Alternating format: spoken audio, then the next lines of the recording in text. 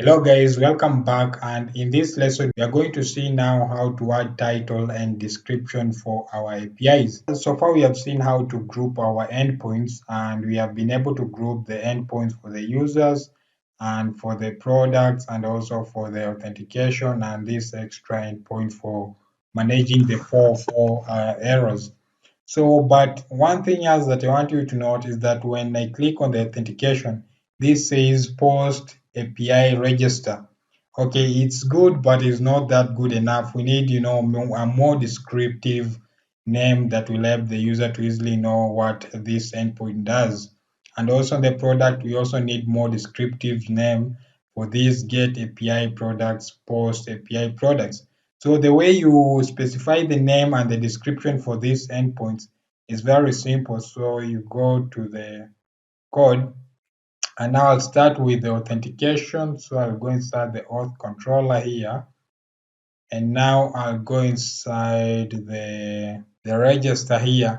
So you need to specify a sentence here to specify the title. So I'll say register user. So this will be the title that will appear under, let me just click here, you see. So this is the title that will appear here, and then the description will appear on this other side. So I'll say register user, and then I can say this API is used to register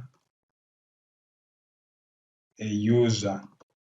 Like that one, I'll go down to the login, I'll paste this, I'll say the name, this will be login user, and then I'll just copy.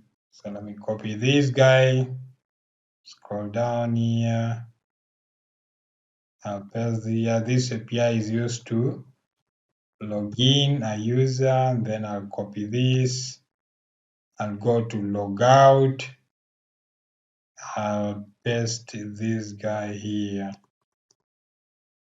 and this will be logout. This API is used to log out a user. I'll go to our guy here, I'll run generate, take a minute here. All right, we are good there. Let me do a refresh here now. So once I've done a refresh, as you can see now under authentication, we have register user, login user, and logout user, which is much better. So when I click on register user, you can see here now we have the description. This API is used to register a user. When I click on login user, we have this API is used to log in a user. When I click on logout user, we say this API is used to log out a user. So I'm going to do that also for the product and for the user behind the scene very fast, and then we can proceed from there.